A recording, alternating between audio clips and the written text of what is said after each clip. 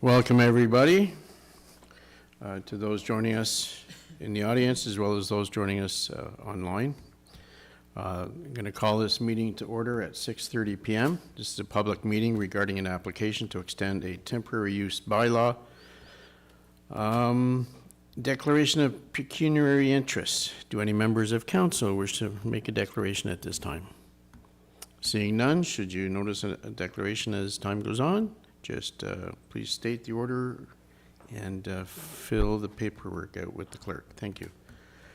This is a public meeting of the council held in compliance with Section 3(9) of the Planning Act. The proposed application this evening is with respect to an extension to a temporary use bylaw to zoning bylaw number 2000-57 as amended.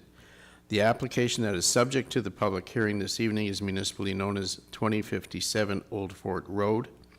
All persons in attendance will be given the opportunity to ask questions and comment on the proposed temporary use bylaw amendment extension.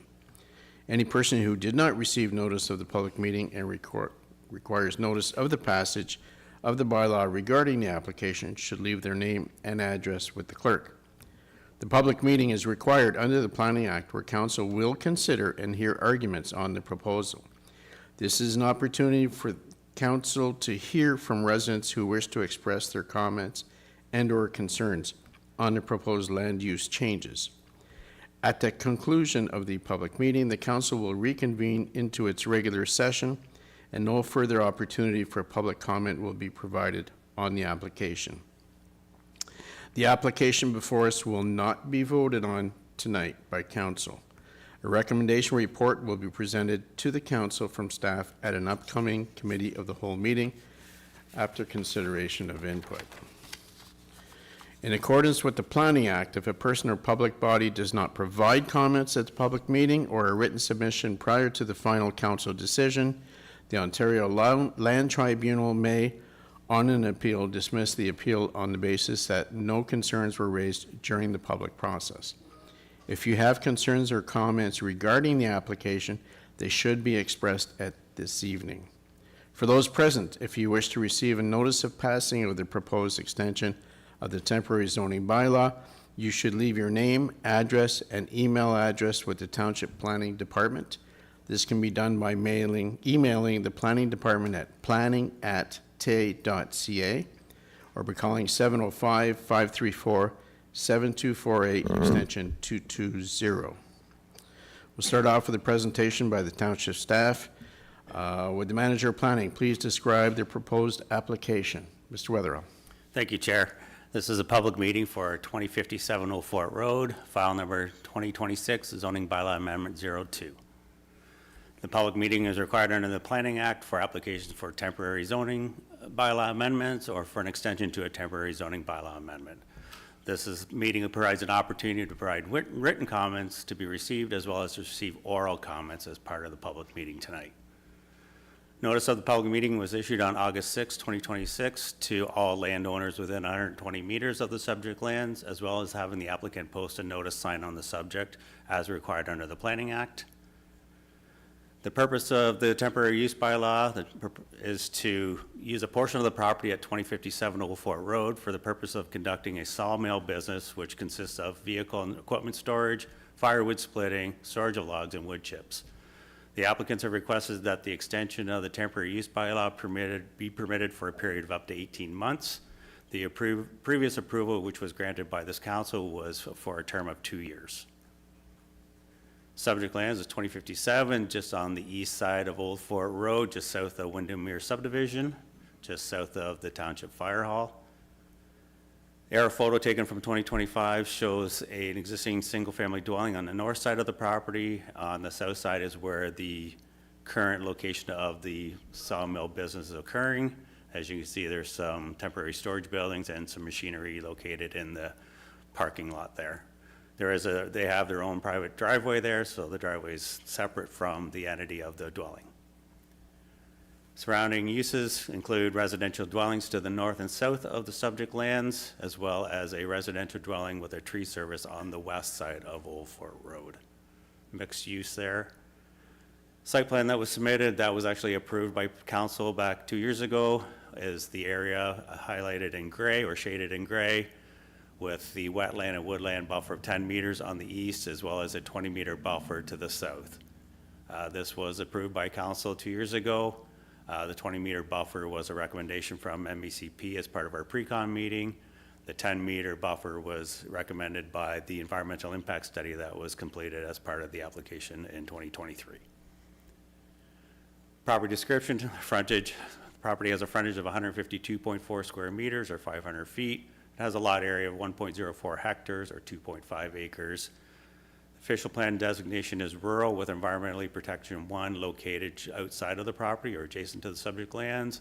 The current zoning on the property is rural, and the existing structures include a dwelling unit and 3 temporary storage structures. I know one, since my last site visit, was kind of dilapidated, but they may want to fix that if they get permission to move forward. Just looks like they lost the tarp of it. Some photos of the property. So photo on the left is existing main dwelling on the property, and the photo on the right is just myself staying in front of the existing main dwelling, looking towards the area of use for the sawmill business, looking more or less south. Again, photo to the left is myself standing at the entrance east, looking towards the subject temporary use as a current driveway. Same as the photo to the right, you can see the existing driveway in and some of the temporary storage buildings, as well as some vehicles that are being parked on the property during operation hours. Again, looking north from the driveway, this would be looking towards the single-family dwelling on the left. You can see there's some logs piled up on the left side of the property, and the photo to the right is looking south from the area of use. As you can see, not much is occurring on this area. I know back in the day they did have there is some logs buried in those uncut grass shrubs type deal there, but doesn't appear to be anything going on in that area of use. As part of the EIS that was completed in 2023, they did recommend a 10-meter buffer towards the wetland or woodland areas, and recommending a silt fencing, which they applied with and installed for the wood chips. As part of the approval back in 2023, the applicants entered into the municipality a development agreement, and the development agreement sets out some standards that were recommended as part of the scoped environmental impact study. They also identified from the MECP D-series guideline that it'll be a 20 meters setback from the residential use. They put in some requirements for a wood chipper to only be used during maintenance of the subject property grounds, and only operate in a commercial capacity unless it's used for maintenance. The wood splitter is to be modified with a noise reduction measure, i.e. a muffler or barrier, or replaced with a quieter model prior to any future use, as identified in the impact study. And electric chainsaws to be used for the most of the wood cutting. Gas chainsaws are only to be used as required when times outlined in the scoped EIS was created, and that no permanent structures to be permitted in the area of the proposed use. If council moves forward with approving this temporary use for an extension of 18 months, that temporary use will have to be amended. As part of the process, planning staff will prepare a recommendation report, which will be presented at a future committee of the whole meeting. Happy to answer any questions. Thank you. Thank you, Mr. Weatherall. I'll now ask the applicant or agent if they wish to provide a presentation or if they would like to add anything to the township's presentation. Seeing no one. Would anyone from the audience like to speak to the application presented to us tonight? I ask that you give your full name and address as required for the record when speaking to the application, and direct your comments, questions, or concerns through me as the chairperson. I will then ask staff or the applicant to respond. At this time, I will also acknowledge receipt of a letter from Jeff and Elaine Olch on 2019 Old Fort Road. That is becoming part of the file now officially. Thank you. Does anybody have any comments, questions, concerns? Seeing none. Do any members of council have any questions concerning the information presented? Deputy Mayor, please. Just a quick question, Mr. Weatherall. Has the owners complied with the development agreement that you're aware of? Through the chair to Deputy Mayor. From what I'm aware, yes. I looked back to the bylaw department to see if we had any complaints from the adjacent neighbors or any of the surrounding neighborhoods. And we did, last time we got a complaint was of April of 2025. Thank you, Deputy Mayor. Any other comments or questions from council? Seeing none. If there are no more questions on this application for the proposed temporary use extension, I will now close the meeting, the public meeting. You are invited to stay and listen to the council meeting. It is an open meeting, but no further opportunity for public comments will be provided on this application. This public meeting is now adjourned. Moved by His Worship, seconded by Deputy Mayor. All in favor? And call for the vote. All in favor? I did, sorry. Thank you. And we are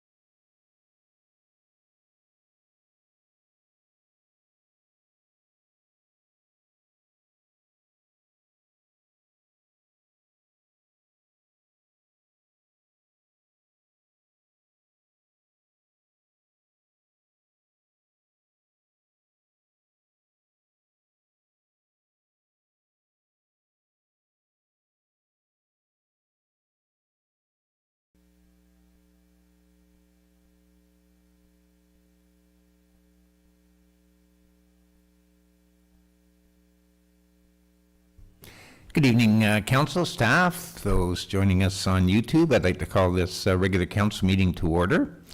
And I would invite all those in attendance to join council and staff and those on YouTube for a moment of reflection.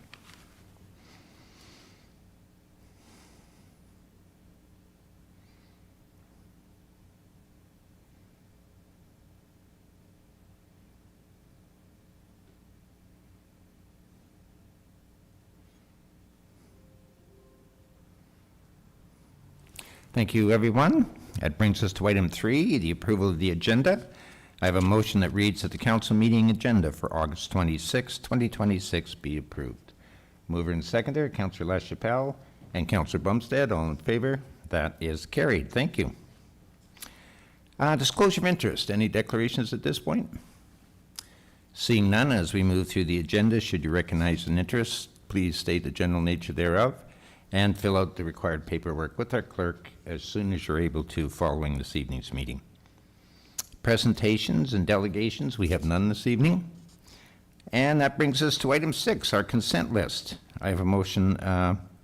Is there anything council wishes to pull at this time? Seeing none, I have a motion that reads that the consent list for August 26, 2026, and the recommendations contained therein be adopted as resolutions of council. That's moved by Councillor Bumstead and Deputy Mayor Norris. All in favor? Okay. That brings us to item 7, staff reports. We have a report 7.1, CS 2026-059, Treasurer Re-Follow-Up Building and Planning Fee Review. Madam Treasurer, I'll let you take the floor.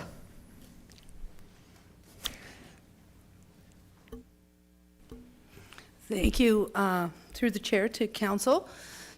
So this report comes to you based on a report that was at the last council meeting. And in discussions with other members of staff, we thought it might be better to put together a bit of a presentation just for clarity as to how we got where we are and what the plan could be moving forward. So this is for council, it's just a timeline to date. We've started this whole process in June 2025, where council directed staff to retain a consultant to complete a development services fee review.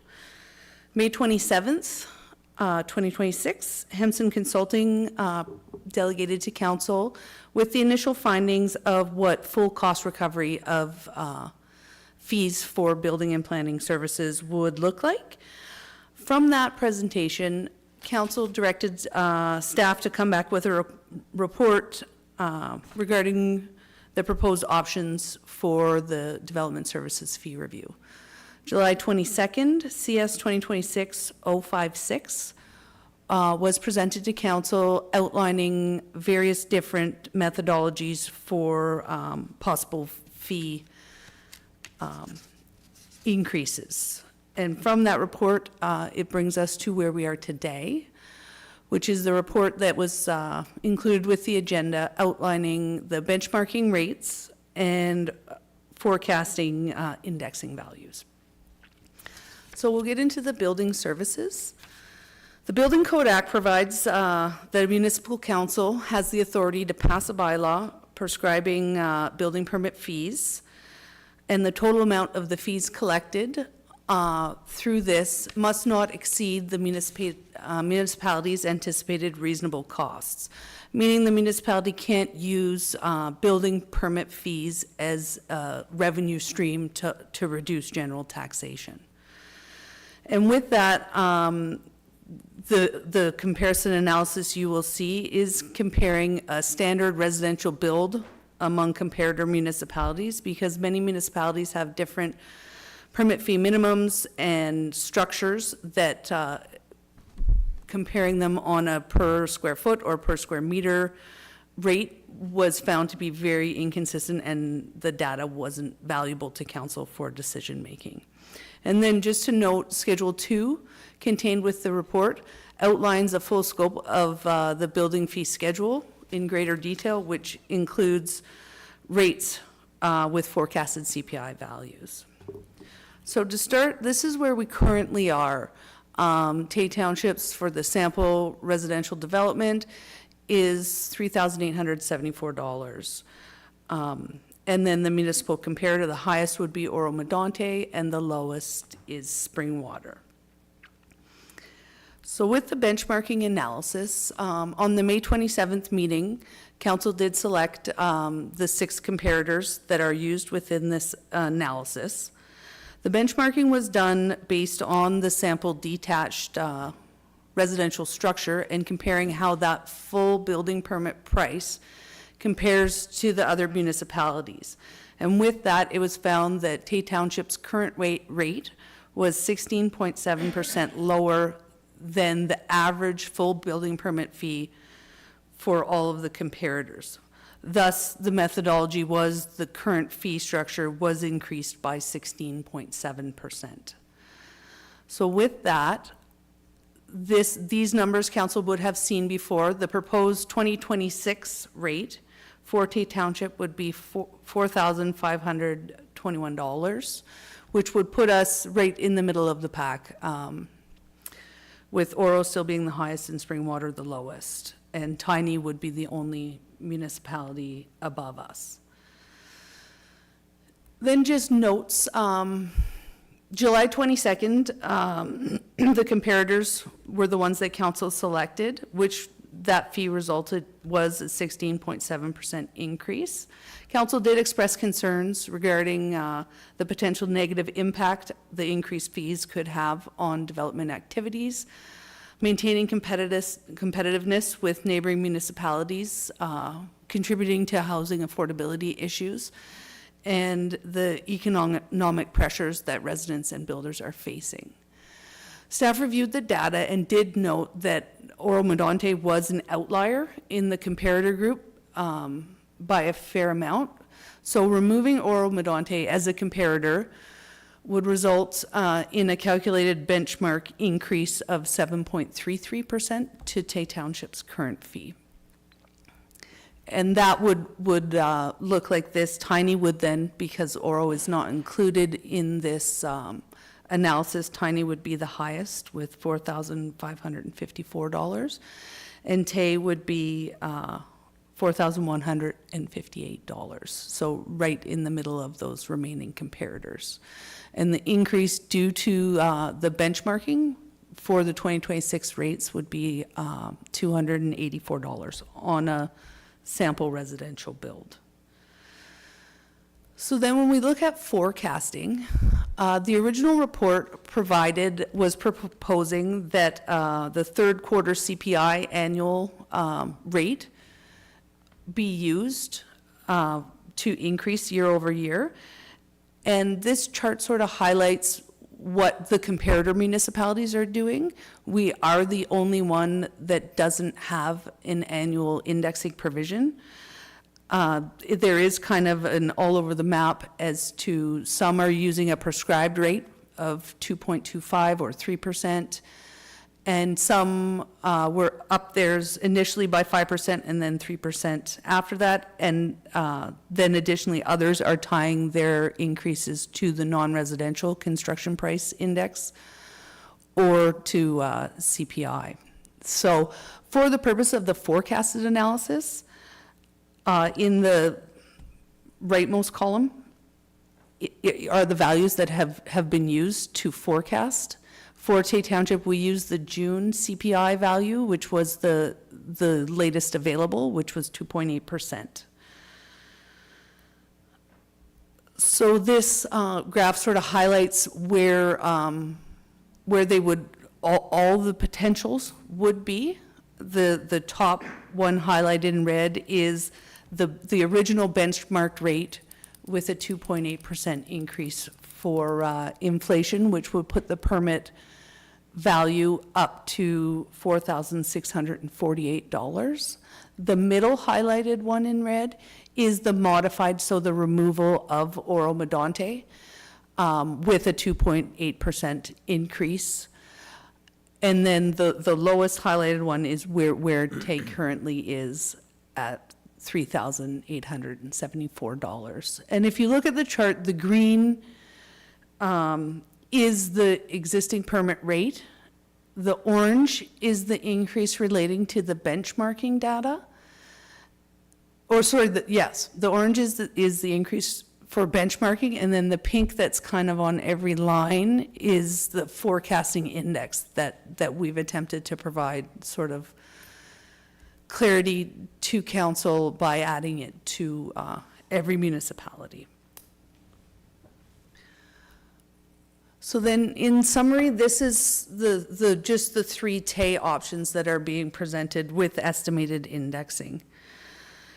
The percentages might get a little bit confusing because we're adding 2.8% CPI, but we're adding that onto the benchmarked increase, which is why it appears to be higher than 2.8% in the percentages at the bottom. But overall, the proposed 2027 rate would either be a 19.96% increase if we chose to keep Oro in as a comparator, or a 10.33% increase over TAY's current rate if we removed Oro Medonte as a comparator. And then the total increase would be, on the average permit, would be $773 or $444. So $284 of the $444 is relating to a one-time benchmark increase, and the $116.44 is related to annual indexing on the modified benchmarking rate. So then we get into planning services. The township's given the authority to establish fees and charges for processing planning matters through the Planning Act. Benchmarking for planning fees was completed based on rates currently in force for each application type and comparing them to the same municipal comparators used for the building fees review. Staff did review the comparator group and the calculated benchmark rates and determined some fees were not reflective of reasonable fees within Tay Township. And the comparator fees were substantially higher. And staff is proposing to remove, and there was different municipalities in different instances that they were outliers and they should be removed from the analysis. So Schedule 3 within the report outlines the planning fees in greater detail and includes rates with forecasted CPI values. So this chart, there's two similar to this. There's the three bars highlighted on the end. The centermost bar is the Tay Township benchmarking. The middle bar in orange is the staff modified benchmarking, removing those outlier data, and then the end bar is Tay Township currently. And then here's the remaining sort of bigger planning type applications with the same methodology. So then when we look at the planning fees, the indexing annually would provide an annual incremental increase to fees to account for inflation and rising costs. All of the municipal comparators review planning fees on periodic basis. They're typically updated through their fees and charges bylaw. Some comparators tie their increases to CPI or non-residential construction price index, where others are electing to adjust it, performing benchmarking analysis similar to what we're doing here. There's no public consultation process mandated for the adjustment of these fees. Therefore, establishing and following a methodology of indexing is not necessary, though it is becoming increasingly common, so you don't have these big bulges of increasing fees. The benchmarking option presented to council July 22nd included provisions for annual indexing, and for the purposes of this illustration, we've used 2.8%, which represents the latest CPI value that was available. So again, you'll see the same slides with adjusted for CPI it would be the second two bars over, to show you what the fees would look like with proposed CPI increases.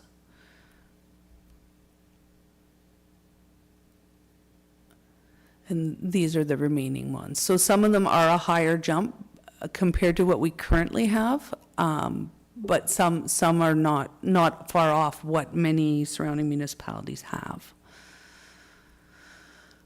So just kind of a summary of where we've gotten to. Council has communicated that full cost recovery is not attainable at this time, and they wish to maintain competitiveness with neighboring municipalities to ensure that the established fees encourage growth and development within the community. And in accepting that full cost recovery is not attainable, council must accept that the revenue shortfall expected from this method will shift to the general property tax base. The current fees which are established have remained unchanged since 2021 for both building and planning services. The intent of the proposed fee review is not to generate profit or discourage development, but rather ensure that reasonable share of the costs associated with development-related services are borne by those utilizing the services. Staff do recognize that council's concerns regarding the timing of fee increases given current economic conditions. However, staff is recommending some level of fee adjustment be considered. A benchmarking-based model combined with an annual CPI update would provide a more predictable and sustainable framework moving forward, helping to avoid the need for larger, more sudden increases in the future. Without periodic adjustments, an increasing portion of these costs will be transferred to the general taxpayer, including residents who may never require building or planning services. So with that, I'm open to questions. Okay, thank you, Emmy. Council, questions? Councilor LaChapelle, please. Yeah, through the chair. A lot of detail. So I like to go back to a couple of these graphs to get my intake of what you're saying. So the one before summary. So you see all them nice little green colors and orange colors and pink colors. Then I look at T. So I'm assuming when you got the block, we always seem to be the one in the middle. That's take currently is the one in the middle. So all the other ones that go across are other municipalities, That's correct. does that indicate that they're lower than we are right now? No, so the ones that are squared in red are the three proposed for Tay. The one in the middle of the square and the ones outside of the square are other municipalities, so they would all be higher than us. Why, when I look at the yellow and green, they're lower than the brown. Just what I'm finding, not to say confusing, but trying to interpret what we're saying here, and I see all these big spikes, and I look at the colors based on what Penetang and everybody else, they seem to be all lower than what we are. So am I reading this wrong? We're the one on the left, that's where we currently are. On the left of the yellow or the red square. Oh, it's my left, sorry. Yes. So how many are above us? 2? Which one are you looking at? Well, I'm looking at the right now. It's out. I guess right below the 2027. Is that what I should be looking at? So there's different things, like there's an OP amendment on the left, and in the middle is a zoning bylaw amendment, and then on the right is for plan of subdivision. So are we looking at plan of subdivision as an example? Well, I guess I just kind of trying to focus on all of them where we see, like, I just want to make sure that what I'm reading is not above whatever. When I look at all the other ones in all the different colors, they seem to be below our brown, that's all. Maybe I'm confused whether it's official plan or the zoning or any of them. That's all. It would be in more detail in the schedule, but we're the light brown on the inside of each separate block is where we currently are, and then the two proposed. So that's what I'm looking at. So that little block, and then, okay, So if you take the block, the guy, the one in the bottom is us then? Yes. Okay. That's what I Yes. was trying to decipher where we are in that plan. Okay. And I guess just through the chair, I guess for me, the bottom line is that when we all look at this between planning and the building, what it actually costs, because what I'm also comparing it to, and maybe I shouldn't be doing this, I look at our development charges. And they are huge. And when we do comparisons with everybody else, the bottom line for me is that we're only a small municipality.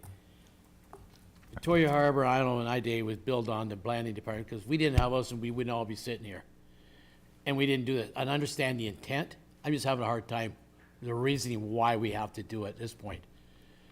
So, if I can speak to a couple things, not every, when we talk about building permit, not every building permit does garner development charges. We're finding that a larger portion of our building permits that are coming in are for things like additional dwelling units that would not garner any development charges.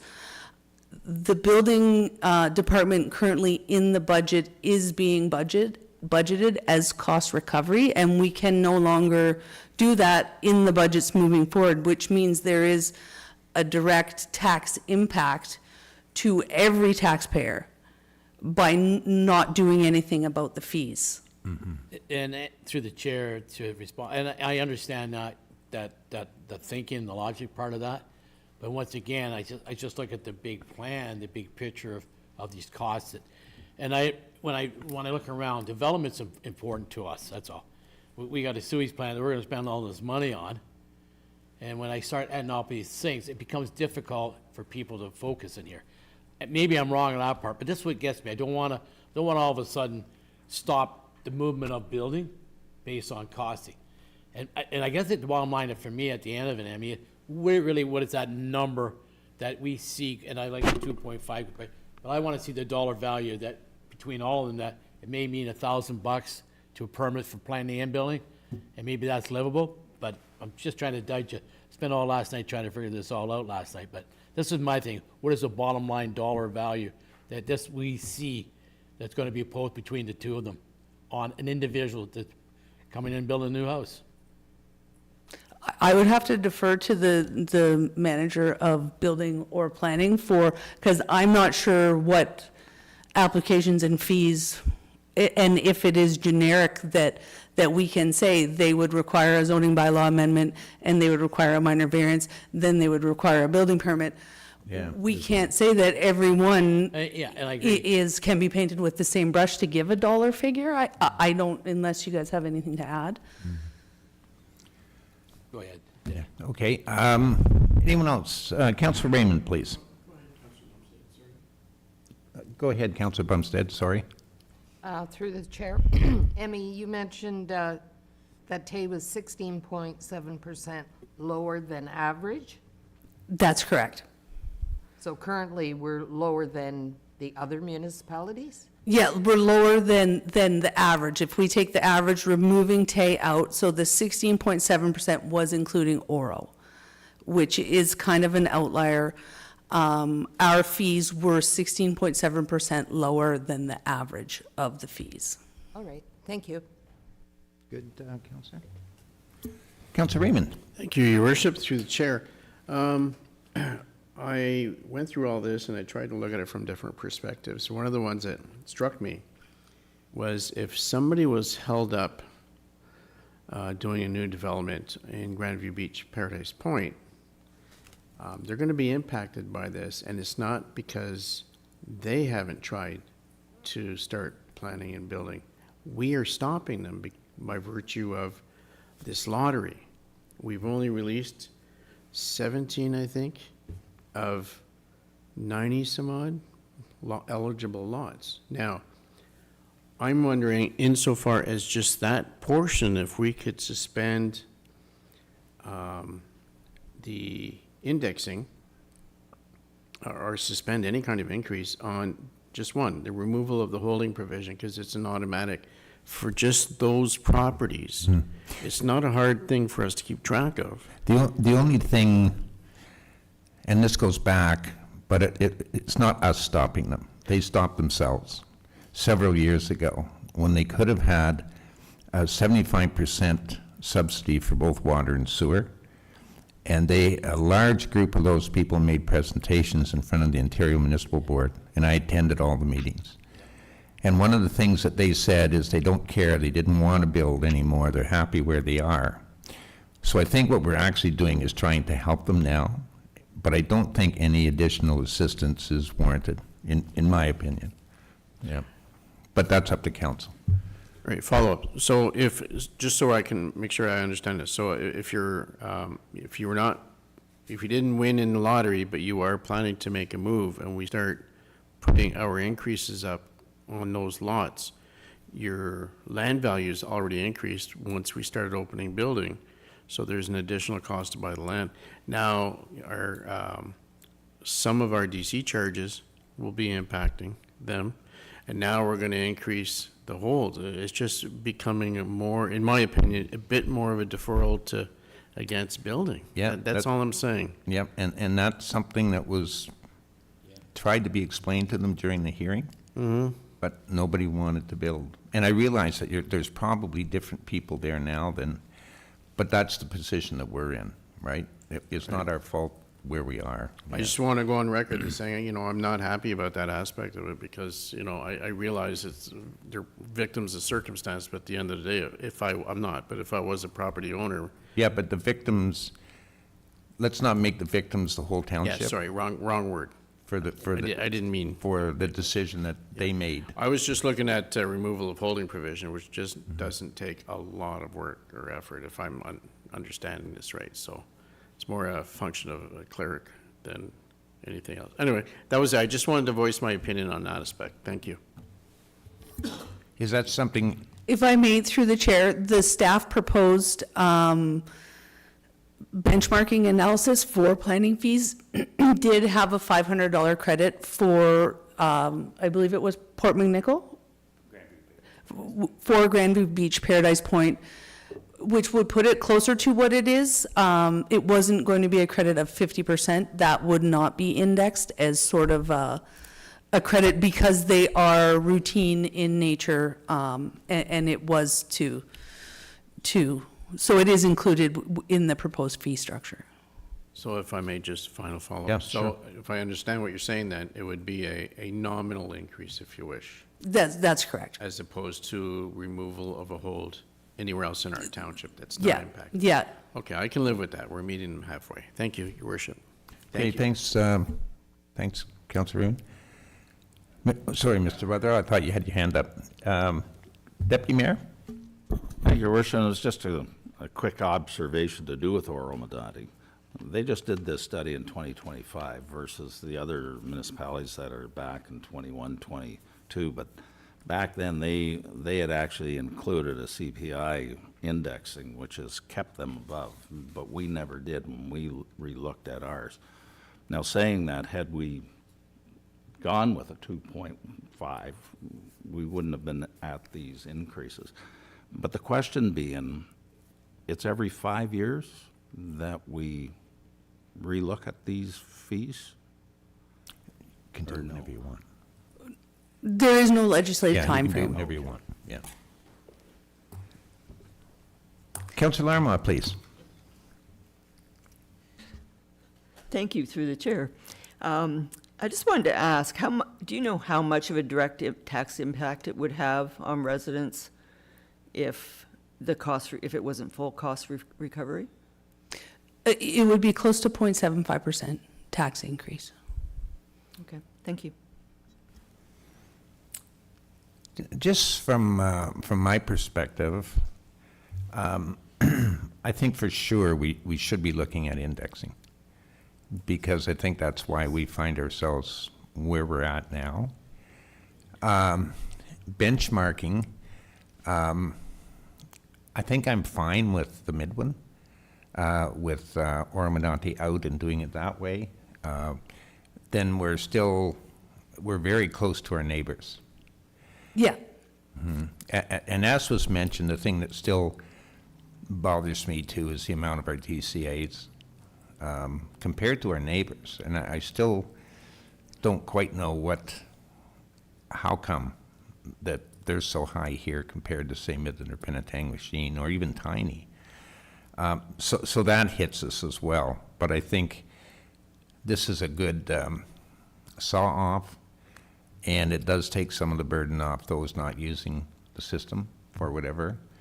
So to me, it seems to be a reasonable approach. Councillor Leschbel. Yeah, through the chair, I concur with what you expressed, Mayor. You know, just a couple of comments to going back when we talk about credits.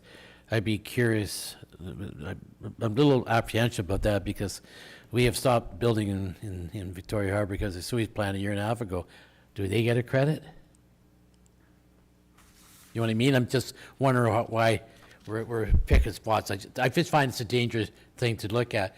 There's other places in here I have no sympathy for, but don't forget, because of our circumstances, Oh, I see what you mean. you know, so I'd be cautious how we look at that part of it, because it's fair for that, and I can see somebody coming back and say, you know, I know there's 2 subdivisions, there's 62 lots down there. So I really would like to revisit that part of it, because I just find that's open up. But the last thing, it's just, I think, Your Worship, the bottom line just for me, it's just what numbers we talking, like dollar-wise. That's what, if, for instance, we're talking maybe $300 or $400 or $500 overall, then we're wasting our breath. Then it's a no-brainer. And once you index it, you know, from here on in, we're laughing. I just need that number, what we're talking about at some point. I think the first slide, the first set of It says slides 200 and something. did it for the, Yeah, it was two something, wasn't it, for 244? Yes, so the current slide that I've pulled up here, if we're looking, which it sounds as though council is more willing to entertain removing Oro Medonte as a comparator, relating to benchmarking, it would be a $284 increase on the average 2,000 square foot residential build. Then adding CPI, it would be another $116. yeah, and as, And that's the catch-up part, eh? That one number, that 160, that's the catch-up. The 116 would be more of what you would be looking like year over year. Yeah, so the the 284 is a one-time thing, isn't it? Is that what The I'm saying? 284 is the one time to bring it up to the So we're benchmark. talking 116 from it, which I guess really that's, Yeah. nobody should argue that part of it then. yeah, and as was mentioned, there's going to be different circumstances with house. Sure. Whether, you know, different things that they may need application-wise, but to me, it seems to be a Yep. reasonable. I'm good. Deputy Mayor? Yeah, it's just a quick comment. The lumber store, Oh, they're 30-40% increase, so what we're asking on the grand scheme of things is not much. No. And I think we have to do it instead of putting it back to the ratepayers to oversee it, so that's Just- my comment. yeah, just for the chair, that, I'm comfortable with that because the DC is another issue that we could deal with down the road. But when I put that together, then I think we're being fair in our assumption of how we got to move forward with the building. So I'm comfortable with that number. I think that's the right direction. Councillor Bumstead, please. Through the chair, can somebody explain to me this $500 credit for Paradise Point? I think this was probably Me before too. my time. I believe it's, and that's what I wasn't sure, Councillor, even if you knew that was in there. Yeah. Maybe, Certainly, through the Mr. worship. So Grandview Beach Paradise Point had what we would call a development freeze that started back in 1970, I believe. Basically doesn't allow for any type of development to occur because of the aquifer issues there. Township Council approved a process in 2022 to do a lottery to basically allow for development to occur on, basically divided into 4 quadrants, so 5 lots per quadrant would be chosen. I can tell you that they went through the lottery process. Some of the quadrants didn't get 5 people applying for them. Some had 3. There was 2 quadrants that had more than 5 selected. Anyway, we went through the lottery. Out of the 20, there were 17 chosen because 2 quadrants obviously didn't have the right amount. To this date, we have 7 building permits out of the 17. So they're not knocking down the door to build. But the whole provision was placed on those lands to basically say, you can't develop here. That's the only planning mechanism we have to stop development to occur on those lands. So as part of the lottery process, if you're selected as one of the participants to occur, you have to remove the hold provision. And the hold provision currently is $500. So I think what Councilor Raymond is saying is freeze the $500 hold fee at $500 and not increase it to whatever the council wants to move it forward to. And that's why I believe he's looking at freezing it at that. I'm not familiar with that many more hold provisions in the township of Tay. Only specifically that area has all the lots that weren't granted permission to build. Thank you. Councillor LaChapelle? And through the chair, and that's what I'm having a problem with. If I've got all these houses down there, and the first opportunity I had to make a submission to be building permit, anybody that had a house down, a lot down there, 90 of them, should have been 90 knocking on the door, and here we are. You get 17, we're past the 7, and we're gonna give somebody down the road decide a $500 credit that had the opportunity. I have a problem with that, I really do. And I go back to what you said, Worship, they had many opportunities, because I was here with you and they fought like hell. They really did, and now we're gonna give them a $500 credit for what reason? Because I go back to with Victoria Harbor again. We stopped building here a year and a half ago. We're gonna give them a credit because we not say we faulted, but our plant can't accommodate building. So, and I bet you we could have had more houses built here, but circumstances said no. So I just think it's a dangerous slope to follow. I have a hard time with that. Yeah, I think the idea behind it, which I don't disagree with, is if you're in a lottery and you don't win, so you have to wait till the next year. But it's not your fault you didn't win. You were ready to go and you can't go, so you're next year, so that they give you back that, so. But it's the other ones that didn't put their name in. Pardon me? I guess my issue, I agree with that part of it, but what happened to the other 77 that didn't put their name in? Are we going to give them a credit down the road when they finally decide they're going to do something? That's what I'm arguing, Your Worship. that Well, I part. think that this is something that we'll be reviewing probably on a annual basis, right? So at some point, council could decide that's it for the, Yeah, okay. okay? Councilor Raymond, please. Thank you, Worship. And we picked more than 17 names, did we not? Through the worship, no, we did not. That was all that was picked? That was all it was And it was based on how them many were in the applying? quadrants. That was, okay, based on them applying. Okay, so my initial thought was 500, freeze the 500 plus CPI, because, I mean, we have to at least include that. But now having discussed with my council comrades, I'm also rethinking that because Councillor LaChapelle brings up a very, very good point.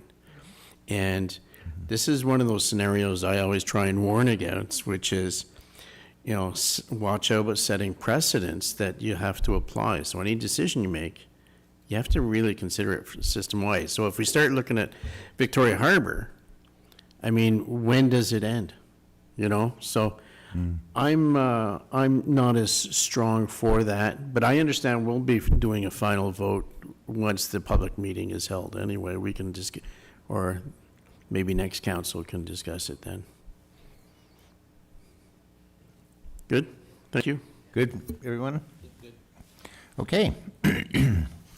Thanks, Emmy, that was well done. Okay, I have a motion that reads that item CS 2026-059 dated August 26, 2026, regarding the building and planning fee review follow-up be received, and that staff be directed to proceed with the building services fee review using the benchmarking methodology, excluding the Township of Oro-Medonte from the municipal comparison analysis, and that staff be directed to proceed with the planning fee review using the staff modified benchmarking methodology, and that staff be directed to proceed with a scheduling and public meeting in accordance with subsection 7, sub 6 of the Ontario Building Code Act. And I have that moved by Councillor Larmah and seconded by Councillor Raymond. All in favor? That's carried. Okay, that brings us to 7.2. Manager of Planning and Development Services, housekeeping amendments to zoning bylaw 2057. Mr. Weatherall, the floor is yours. Thank you, Worship. I have nothing to add. Obviously, we held the public meeting. We received no comments from counselors. Just looking at modifying some housekeeping and do some modifications to the existing bylaw 2000-57. Yep. Okay, the only comments I've heard from the public are positive ones. Any comments or questions? Seeing none, I have a motion that reads that item PDS 2026-028, dated August 26, 2026, regarding the housekeeping amendments to zoning bylaw 2000-57 be received, and that the appropriate bylaw be brought forward later in the meeting for council's consideration. And I have that moved by Councillor Bumstead and seconded by Councillor Raymond. All in favor? That is carried. 7.3, Legislative Coordinator, re 2026-2030, Joint Compliance Audit Committee Appointments Terms of Reference. Who's speaking to this from staff? I can speak to this Okay. one. Clerk, please. Thank you. I actually don't have too much more to add, other than this is just the terms of reference as well as member appointment recommendations for a joint compliance audit committee. Yeah, I see there was some changes, some amendments made, I think the council asked for, and a couple of typo things and that. So, any questions or comments? Not seeing any, I have a motion that reads that item CS 2026-061, dated August 26, 2026, regarding the 2026-2030 Joint Compliance Audit Committee appointments and terms of reference be received, and that council approve the recommended appointments to the Joint Compliance Audit Committee for the 2026-2030 term, and that council approve the 2026-2030 Joint Compliance Audit Committee terms of reference, and that council delegate authority to the county clerk with respect to the administration of the 2026-2030 Joint Compliance Audit Committee, and that draft bylaw number 2026-14, being a bylaw to establish and appoint a Joint Compliance Audit Committee attached hereto as Schedule 1, be brought forward later in the meeting for consideration. And I have that moved by Councillor LaChapelle and seconded by Deputy Mayor Norris. All in favor? That's carried. Thank you. And then we have item 7.4, CS 2026-063, Legislative Coordinator, read 2026-2030, Committees of Council Terms of Reference Updates. Madam Clerk, you speaking to this? Yes, thank you. Go ahead.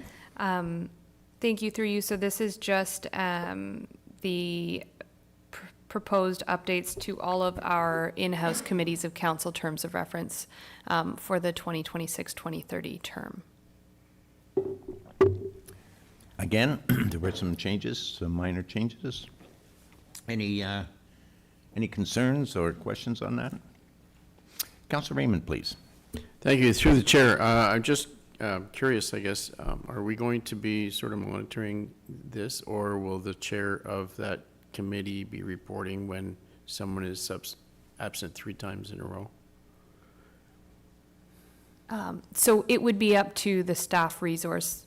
So there's a staff resource for each committee, working with the chair, who would then deal with any of those sorts of matters. Follow-up, so like the recreation committees, we have a staff resource, but he's not there, so will it be required for him or her to follow up on a regular basis or stay in touch from that perspective? The onus on that person, or is the onus going to be on the chair? I think in that, I mean, I can follow up, but I believe it would need to be the chair that would report any absences. The minutes of the recreation committees now flow through to the council information package as well. So that's kind of how that chain would go. Okay, so as long as somebody's looking at that, they'll pick it off, right? Correct, Thank you. yeah. Thank you, Your Worship. Thank you, Councilor Raymond. Seeing nothing further, I have a motion that reads that item CS 2026-063, dated August 26th, regarding 2026-2030 30 committees of council terms of reference updates be received. The council approve the recommended amendments to the terms of reference for all committees of council as outlined in this item. And I have that moved by Councillor Bumstead and seconded by Councillor Larmo. All in favor? That is carried. Delegation follow-up, we have none. Correspondence received, item 9 on our agenda, from the Huronia Community Foundation. Yeah, through the chair, I'm assuming there is a request for some funding. Once again, I guess I'm becoming a fiscal hawk that this municipality does more in their contributions to these things. At this point, I'm not in favor of supporting any more funding going through until we see what we do with our own people at some point. But I do have a hard time with this, and once again, we're going to be getting requests for funding, and I thought our budget was set, so I'm not in favor of proceeding with this one. Okay, any other comments? Okay, so I guess we're just going to receive for information. Yes. Council agree? Okay. Deputy Mayor? Thank you, Your Worship. Sorry. It's just to do with the council information package. We did get, just very recently, the SSEA's draft budget of 2.1. So I just wanted to bring it forth to council. That will be going through to our budget deliberations. But unless somebody had some concerns at this point, that'd give the opportunity for SSEA to. They will be presenting to us though, right? Yeah. That's correct. But that's the draft budget at this point is 2.1. And a lot of that has to do with. 2.1%. Yeah. A lot of it has to do with Georgian Bay not being part of the association anymore, so. Right. Thank you, Your Worship. Thanks, Deputy Mayor. Notices of motion, we have none. Council announcements. Anyone? Go ahead, Deputy Mayor. You don't have I'll to. start and you can finish. Great ice cream day. The air support structure, Sean, well done. Did attend the Ontario Hydro transmission line open house. There's 2 new lines they're proposing to go through, so the actual course hasn't been set yet. So then with the mayor, attended Cherry Blossom Barbecue. They're coming along quite good. They're slowly starting the farm program. It's really worth a tour as to what Dr. Blue and Howard have actually been able to do. So other than that, that's all I got, Your Worship. Okay. Yeah, well done with the inflatable building. I think it was a big hit, and very impressive, actually. Like, to see it going up and to see it being deflated. That looked a little harder. But, and I even, in talking with GBGH, suggested that perhaps there might be a time comes when they have to do something, that it might be handy for them if we were not using it at the time. I attended the ribbon cutting at the Pine Street Apartments in Wabashin. Yeah, I was really impressed. They've done a super job there. And they've got a mix of different apartments, 1 and 2 bedrooms. Everything's security, real good location. So anyone looking for an apartment might want to check that out. I attended the Big Brothers and Sisters Camp Ignite graduation at the Midland Fire Hall, and that was really interesting to see the kids that had learned, some from the fire department, some from the OPP, and paramedics. So it's quite an interesting thing. Cherry Blossom Village, yeah, that was great. Also, Segbay, Christmas in July. Attended that event with Deputy Mayor, and got a chance to talk to some TAFE firefighters who had a booth there. So that was really neat. We got a picture taken with them, and they very much appreciated the firefighters attending that event. And then Saturday, I attended Dennis and Ruth Estherbrook's 60th wedding anniversary and presented a plaque to them. So congratulations to Ruth and Dennis. Anything else? Deputy Mayor?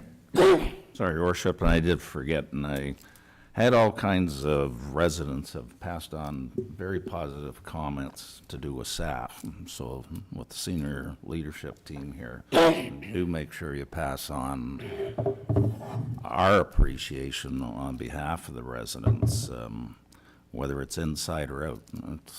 It's very positive, so I'm just passing that along. It's always nice to hear. Okay, that brings us to a closed session. And to that end, I have a motion that reads that council retire to a closed session at 7:50 PM under authority of the Municipal Act, Section 239, Sub 2, Sub C, a proposed or pending acquisition or disposition of land by the municipality or local board, and this is with respect to a potential land sale. Moved by Councillor Bumstead, seconded by Councillor LaChapelle. All in favor? That is carried. So we'll ask Katie to stop the live stream, and we will recess until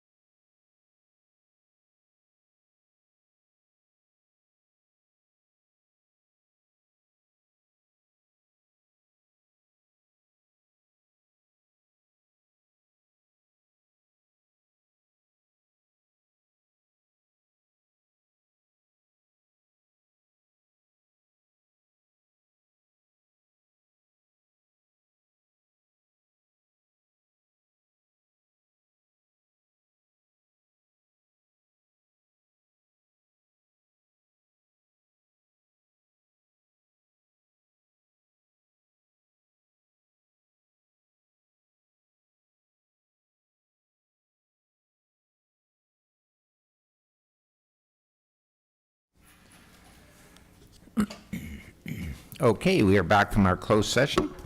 And during the closed session, council received a confidential item CS 2026-064 regarding a proposed or pending acquisition or disposition of land by the municipality or local board, and provided direction to staff accordingly. That brings us to our bylaws. And I have a motion that reads that bylaws number 2025-1432,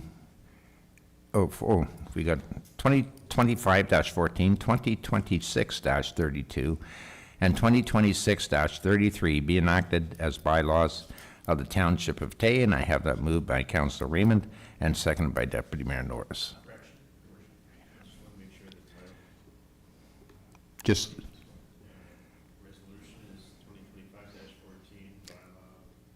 It's 2026-14.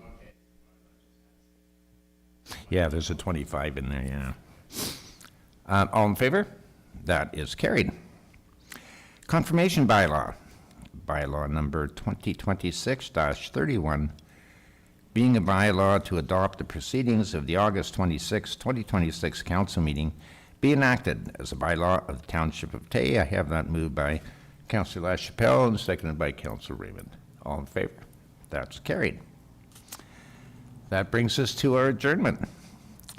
That this regular meeting of council adjourn at 8:05 p.m. and I have that moved by Councillor Larmaw and seconded by Councillor Bumstead. All in favor?